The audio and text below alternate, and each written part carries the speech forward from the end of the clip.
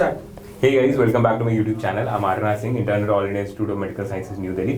और इस वीडियो में यार अपन बात करेंगे बैकलॉग के बारे में, राइट? बहुत स्टूडेंट्स जो है मेरे से इंस्टाग्राम पे और कमेंट सेक्शन में पूछ रहे थे बार बार कि भैया बैकलॉग का जो क्लटर है उसको कैसे रिजॉल्व करें, और कॉन्फिडेंस नहीं आ रहा है पेपर देने में क्योंकि बैकलॉग इतना सारा है, इतना पाइल्ड अप है, और जैसे जैसे टेस्ट सीरीज आती जा रही है, टेस्ट अटेम्प्ट करते जा रहे हैं और बैकलॉग बढ़ता जा रहा है, पुराना सिलेबस छूटता जा रहा है। तो इस वीडियो में यार हम लोग बात करेंगे आदित्य के साथ, ठीक है, मिलके, कि कैसे आप क्या क्या मेंटल हैक्स होते हैं जो कि आपको हेल्प करेंगे बैकलॉग को रिजॉल्व करने में, और आपका कॉन्फिडेंस बिल्ड करेंगे, बूस्ट करेंगे कि हाँ आप बैकलॉग हैंडल कर सकते हो और आपको पेपर कंटिन्यूअसली अटेम्प्ट करते रहना है, पेपर लेके, पेपर छोड़ के नहीं भागना है, राइट?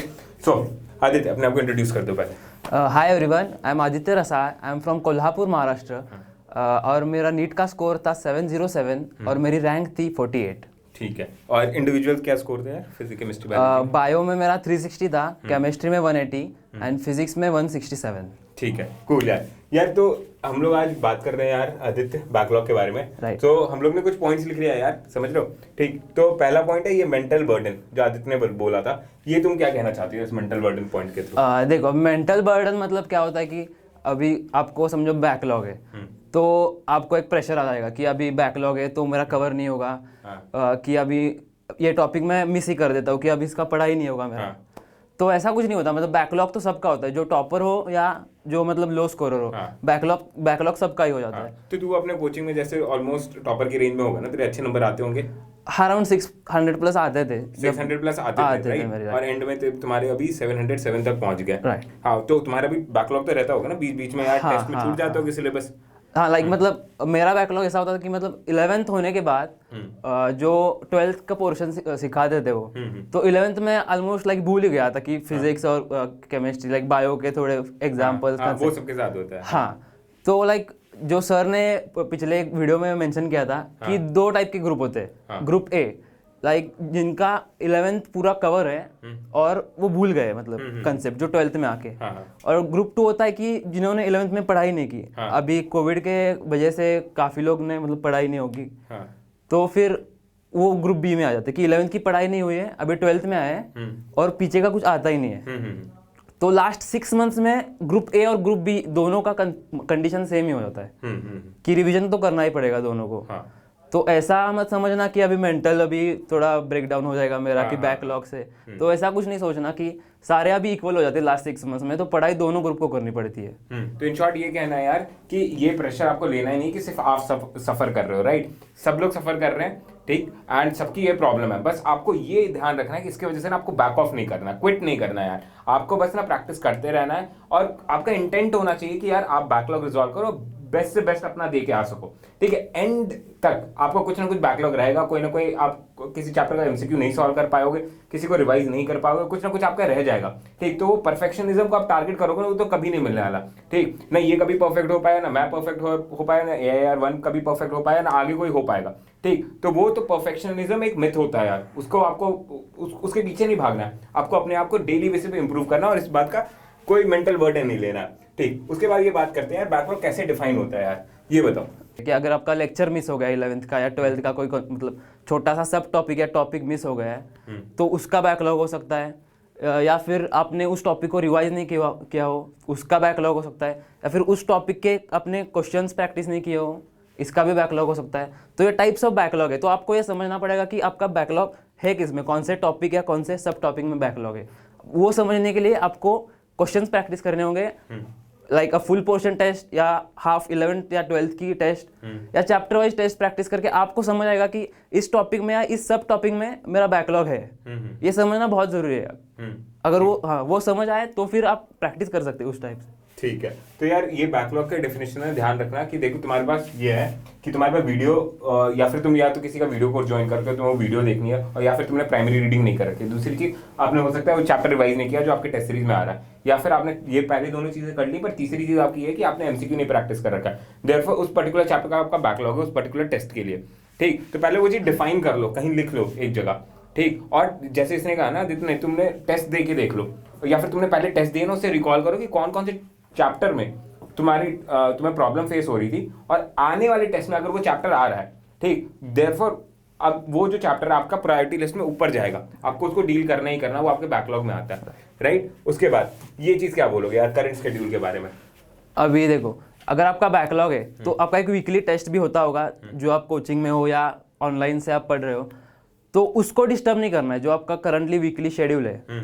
अगर आपका बैकलॉग रहेगा तो आपको एक्स्ट्रा टाइम निकालना होगा, एक्स्ट्रा 2 to 3 आवर्स, जो आप आपके हॉबीज से कट कर सकते हैं, स्लीप से या जो भी आपका लीजर टाइम है उससे एक 2 to 3 आवर्स या ज़्यादा भी, लाइक आप पे डिपेंड है वो बैकलॉग कवर करने के लिए आपको उतना टाइम देना पड़ेगा। ऐसा ना हो कि आप बैकलॉग कवर करते हो आपका करंट शेड्यूल ही हिल जाए कंप्लीट। हाँ। तो ये नहीं होना देना है आपको। ठीक है, तो याद रखना है, मान लो तुम्हारा टेस्ट है, ठीक है, जैसे हम लोग अभी 6 मार्च को एक आपका नीट का पार्ट सिलेबस टेस्ट मैं कंडक्ट करा रहा हूँ, उसका जो टेस्ट पेपर है ना, मैं अपने टेलीग्राम चैनल इमसोनी नियारिस पे अपलोड कर दूंगा, लिंक डिस्क्रिप्शन में दे रखी टेलीग्राम चैनल, अब ज्वाइन कर लो वहां से, ठीक। मैं कांस्टेंट सपोर्ट में रहूंगा आपको प्रैक्टिस क्वेश्चन भी मैं प्रोवाइड करूंगा चैप्टर वाइज विद सोल्यूशन, सभी चैप्टर्स के 96 चैप्टर के। और कल जो 6 मार्च को जो पेपर है आप वो अटेम्प्ट करो, ठीक। और उस पेपर को आप ना, उस पेपर को देने के बाद आप ये चीज तो समझ जाओगे कि आपका बैकलॉग क्या क्या है, ठीक। जो नेक्स्ट पेपर में आपको गलतियां नहीं करनी, जब गलती कमिट करोगे तो समझ में आएगा। प्लस ये जो आपका जो करंट स्केड्यूल होगा ना यार, current schedule in the sense next paper का जो आपका स्केड्यूल रहेगा ना, जो चैप्टर आ रहे होंगे, ठीक, उसको सबसे पहले आपको करना होता है, वो आपका करंट स्केड्यूल होता है, जो प्रेजेंट का स्केड्यूल होता है। ये जो 6 मार्च का जो पेपर आप दोगे उसमें जो आपका रह जाएगा वो आप नेक्स्ट पेपर के सिलेबस कवर करने के बाद करना, राइट। पहले जो आपका आने वाला जो टेस्ट ना उसका सिलेबस कवर करो, ठीक। वरना होगा कि आपका बैकलॉग पे बैकलॉग पाइल होता रहेगा, आने वाले टेस्ट के लिए प्रिपेयर नहीं करोगे, पुराने टेस्ट के लिए प्रिपेयर कर रहोगे तो आने वाले टेस्ट में तुम्हारा मार्क्स ही कम आएगा, तो कॉन्फिडेंस भी कम हो जाएगा, ठीक। अब नेक्स्ट चीज, नंबर ऑफ आवर्स। चलो ये तो हम लोग ने मेंशन कर दिया कि मिनिमम यार 12 से 13 घंटे तो तुम्हें दबा के पढ़ाई करनी है, मिनिमम है यार, ये तो तुम्हारी सहूलियत के लिए हम लोग ने मेंशन कर दिया कि तुम्हें स्ट्रेस ना हो। पर भाई मतलब अगर बाकी लोग जैसे मैं पढ़ता था या फिर ये या फिर बाकी जो जिनके साथ भी मैंने वीडियो रिकॉर्ड की ना अभी तक, कि कोई ऐसा नहीं था जो एंड में खींच के पढ़ाई नहीं किया, क्योंकि आपको सारी टॉपिक है, 96 टॉपिक्स है, ठीक है, बहुत वॉल्यूम है सिलेबस का, सब कुछ टच करना है अगर आपको, ठीक। तो ये बिना किए हुए इससे इतना नहीं पढ़ाई करते हुए मुश्किल हो जाती हैं चीजें थोड़ा करना, और इसमें सब आता है, आपका एमसीक्यू प्रैक्टिस, आपका टेस्ट प्रैक्टिस, रिवीजन या प्राइमरी रीडिंग जो भी है आपकी, ठीक। उसके बाद नेक्स्ट चीज ये बताना यार, डैमेज कंट्रोल। मान लो किसी का चैप्टर आदित्य कुछ चैप्टर छूट गया, कोई पेपर देने जा रहा है, उसका कुछ चैप्टर छूट गया, उसको तुम क्या एडवाइस करोगे? लाइक फॉर एग्जाम्पल 2 दिन बचे टेस्ट से पहले और वो बहुत बड़े चैप्टर है, उसने रिवाइज नहीं किया और काफी कुछ भूल गया, जैसे तुमने बोला ना 11th का तुम भूल गए थे, ठीक। अब 12th में आए, 11th का कोई टेस्ट आ रहा है पर तुम अनफॉर्चुनेटली उसके लिए प्रिपेयर नहीं कर पाए, वो तो तुम्हारा बैकलॉग हो गया, ठीक। अब रोने से अच्छा है तुम क्या बोलोगे उस बंदी को क्या करना चाहिए? ये कुछ पॉइंट्स ने मेंशन किए वो बता दो। हाँ राइट, तो मैं तो पहले प्रीवियस ईयर क्वेश्चन देखूंगा, उसमें इंपॉर्टेंट जो कंसेप्ट मुझे लगते हैं उसके मैं फॉर्मूला देखूंगा, फिर वो कंसेप्ट को अगर टाइम मिले तो रिवाइज कर दूंगा, और फॉर्मूला तो सारे अब रटने ही है सबको, ठीक है। फॉर्मूला फिजिक्स केमिस्ट्री के पूरा आपको रटना ही होगा, क्योंकि उससे एक मतलब हेल्प हो सकती है कि अगर डायरेक्ट फॉर्मूला बेस्ड क्वेश्चन आ जाए, कम से कम वो नहीं छूटेगा, राइट।